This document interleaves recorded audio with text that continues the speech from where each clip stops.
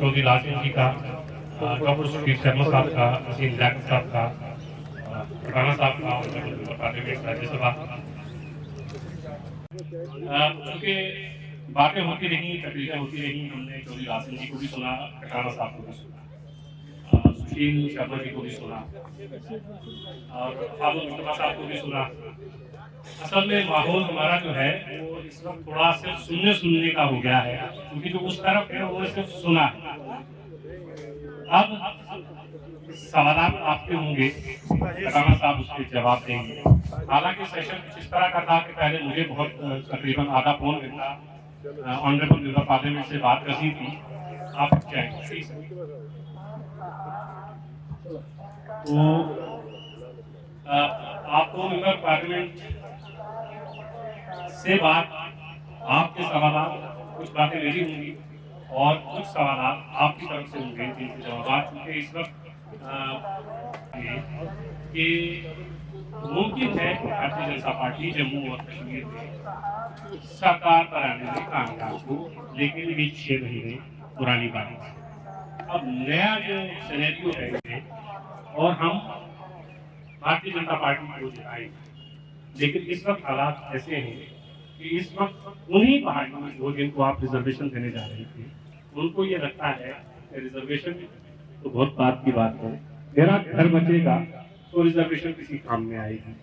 ये जो anti encroachment drive आपने शुरू की है, आम लोग बहुत ज्यादा परेशान हैं। ऑनरेबल लेफ्टिनेंट गवर्नर का ये कहना कि गरीबों के साथ नहीं छेड़ा जाएगा, लेकिन अगर तहसीलदार साहब के नोटिस हम देखें, डिप्टी कमिश्नर के नोटिस देखें, तो उसके बिल्कुल उलट है। क्या आपको नहीं लगता कि इससे भारतीय जनता पार्टी को नुकसान होगा, या ऑनरेबल लेफ्टिनेंट गवर्नर या दिल्ली में बैठे हुए लोग जम्मू और कश्मीर में भारतीय जनता पार्टी की बात को नहीं सुनते हैं, या इनकी पहुंच वहां तक नहीं है? देखिए, आपने एक ही सवाल में 10-15 सवाल पूछ लिए, तो मैंने अपनी बात में बहुत सारी कोशिश करी है कि एटलीस्ट जो ऊपर जहन के ऊपर जो बादल हैं वो थोड़े क्लियर हो जाए। जहां तक आपने गुज्जर और पहाड़ी का उनके हकूक की बात करी है,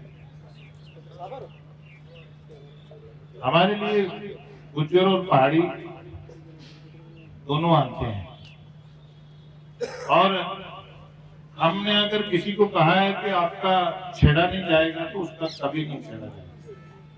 और हमने अगर कहा है कि जहाँ उस जम्मू कश्मीर की किसी भी कम्युनिटी ने, किसी छोटे इतनी ग्रुप ने अगर होम मिनिस्टर और प्राइम मिनिस्टर को ये कहा है कि हम भी एग्रीड हैं, तो अगर हमने हमारी पार्टी की क़यादत ने अगर कमिटमेंट करी है तो उनको भी निराश होने की जरूरत है।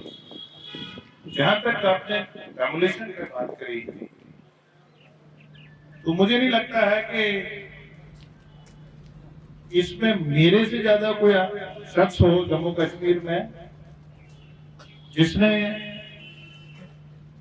यहाँ के प्रशासन और देश के वजीर दाखिला और देश की भारतीय जनता पार्टी की जो क़यादत नरेंद्र मोदी जी की रहनुमाई में है, मैंने जो बोला मैंने वो बात करी और उसका असर भी है।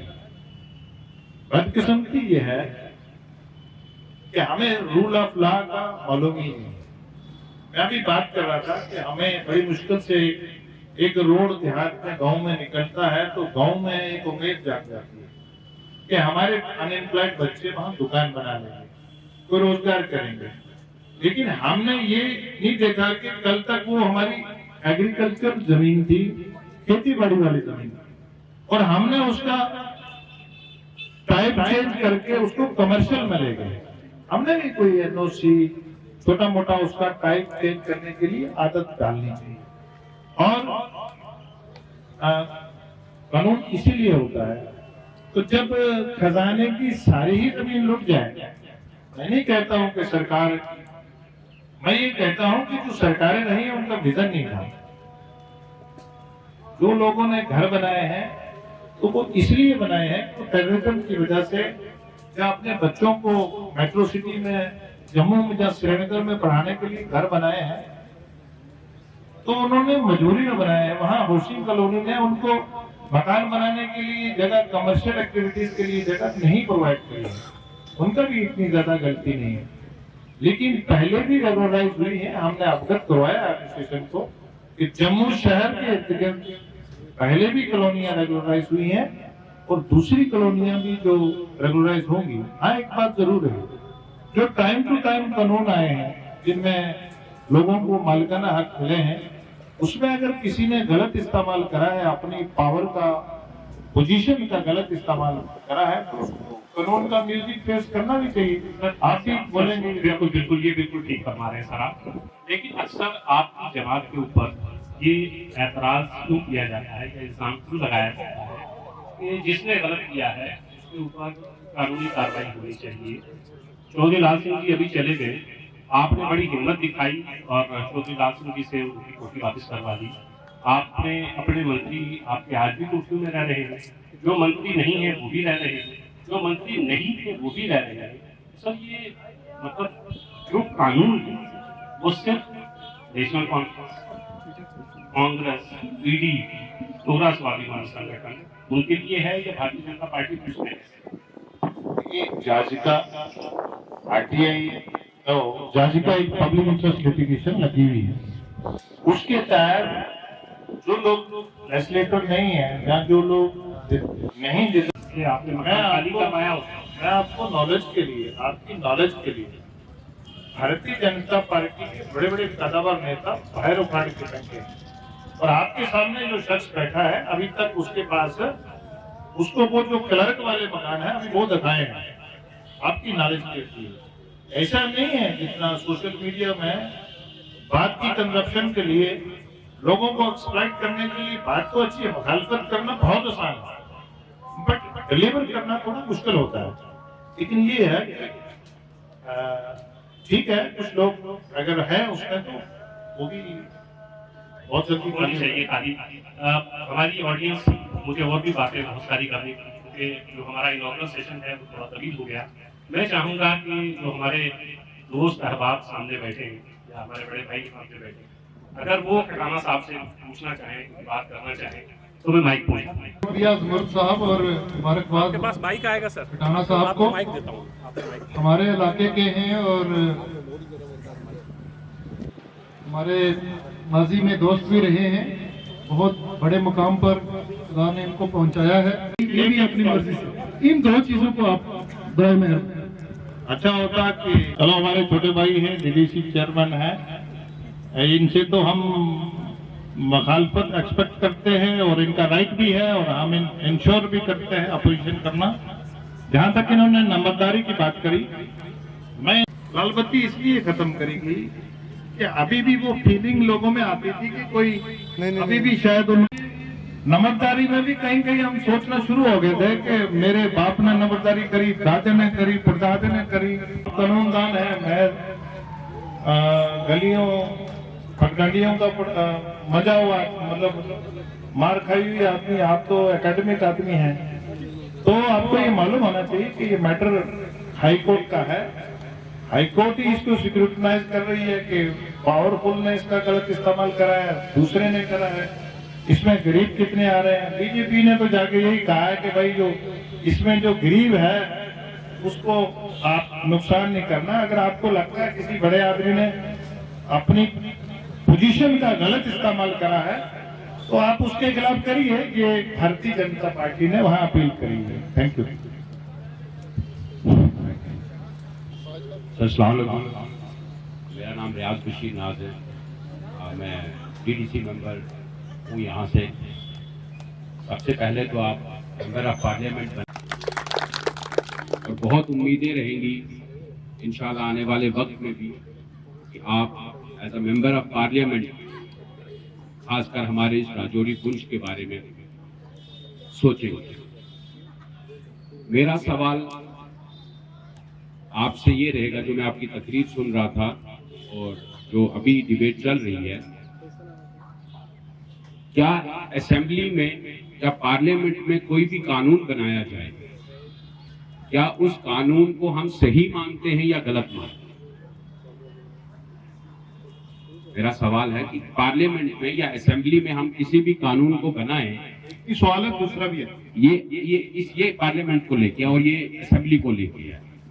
नंबर 1, जहां पे हम ये कह रहे हैं कि रोशनी आई, रोशनी में गरीबों को उनके हक दिए गए, जिस जमीन पे वो कागज थे, कुछ फीस रख के उस गवर्नमेंट की तरफ से एक फैसला हुआ कि वहां पे उनके हकूक उनको दिए जाएंगे और वो उन जमीनों पे कागज थे, जहां पे उसके बाद उन्होंने अपने छोटे बड़े घर बनाए। लेकिन इसके साथ साथ जहां पे हमें भी लगता है कि रोशनी का सबसे बड़ा गलत इस्तेमाल जो हुआ है वो जम्मू में हुआ है, और जम्मू के बहुत बड़े बड़े लाले और लैंड ग्रैबर्स जिनकी लिस्ट गवर्नमेंट के टेबल पे पड़ी हुई है, उनके खिलाफ कोई एक्शन नहीं हुआ और 1 इंच भी जमीन उनसे नहीं ली गई है। नंबर 1। नंबर वो कि जिस लॉ को हम इस वक्त इनवैलिड बता रहे हैं या जिसको हम ऑब्स्टेकल बता रहे हैं, अगर वो उस वक्त की असेंबली ने पास किया, उस वक्त की हुकूमत ने पास किया, तो वो गलत था। या पार्लियामेंट में कोई कानून बनता है या वो गलत था या सही था, इस पे जरा रोशनी डालिए। कमाल करे कि आप यहाँ हमारी पूछताछ आए कि क्या हाल वाल है, मैं उसका आभारी हूँ आपका। जहाँ तक पार्लियामेंट के कानून का ताल्लुक होते हैं, मैं कोई नई आदमी नहीं हूँ, लेकिन मैं थोड़ी सी बात करना चाहूंगा कि लॉ जो होता है ये कंटिन्यूअस प्रोसेस है, ये इवॉल्व होता है। कई बार बहुत सारी चीजें इररिलेवेंट हो जाती है। जैसे कल तक बॉर्डर थे तो बॉर्डर हम पता भी नहीं, आज बॉर्डर नहीं करी है। मैं ये कह रहा हूं कि सरकार बड़ी, कोई भी सरकार हो, किसी की भी हो, वो एलजी प्रशासन हो या लोकल पॉपुलर गवर्नमेंट हो, वो कभी नहीं चाहती है कि हम अपने लोगों के खिलाफ कोई ऐसी कार्रवाई करें जिससे लोग, क्योंकि पावर तो वोट के पास है ना, जमहूरियत है, तो कोई नहीं चाहता है। लिहाजा कभी कभी एडमिनिस्ट्रेशन की मजबूरी बनती है जब बीच में कोर्ट के मामले हों। मैंने पहले भी डिस्कस करा है कि ये कोर्ट में याचिकाएं दायर है, इन पे पर्टिकुलर मिशन लेवल पे काम हो रहा है।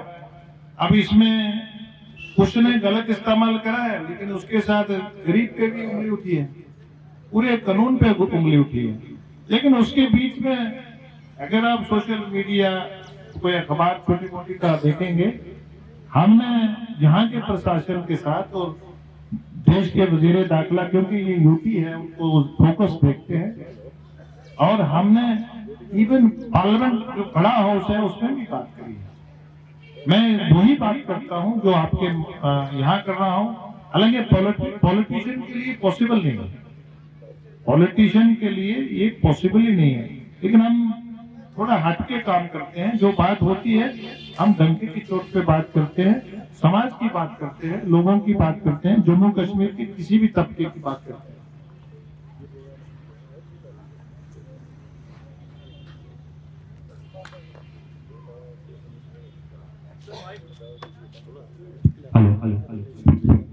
सर, मेरा इशारा सिर्फ रोशनी की तरफ था। मेरा जो जिस कानून के बारे में मैं कह रहा था वो कानून सिर्फ रोशनी कानून था। तो उसको जुडिशियल रिव्यू हो रहा है, उसमें अभी अब कोई किसी उसने नहीं कहा है क्या किसी एक पॉपुलर सरकार ने बनाया और दूसरी पॉपुलर सरकार वो कर रही है, वो भी कर सकती है, कमेंट कर सकती है, डाइवर्ट कर सकती है, लेकिन अभी तो ये सब जुडिशियल। उसी तरह 370 भी हुआ है, उसी प्रोसेस में 370 भी हुआ है। सियासी आदमी क्वेश्चनों के बच्चे क्रिएट करेंगे, फिर वो डिबेट का थोड़ा मैं जवाब देने के लिए रेडी हूँ, लेकिन गुजारिश में ये करूंगा, मैं तो जवाब मैं तो दूंगा। उधर भी सियासी लोग उस तरफ कम से कम ये उम्मीद थी। आम आदमी भी पुंछके को टाइम दो ना सर। वो आम आदमी आए हैं, रास्ते में 10 जगह पे रोका गया मतलब लोग उनसे मिलना चाहते थे, और यहाँ भी काफी वक्त उन्होंने हमें दिया। सवाल का सिलसिला कभी खत्म नहीं हो सकता, और जिस तरह ऑनरेबल एमपी साहब जवाब दे रहे हैं तो जवाब का सिलसिला भी खत्म नहीं हो सकता, तो ये सिलसिला चलता रहेगा। हम कोशिश ये करेंगे कि फिर कभी बहुत जल्द ऑनरेबल एमपी साहब से गुजारिश करें कि वो फिर आए और हमसे मिलते रहें और इस तरह की बातें होती रहें। मैं पब्लिक साहब से गुजारिश करूंगा।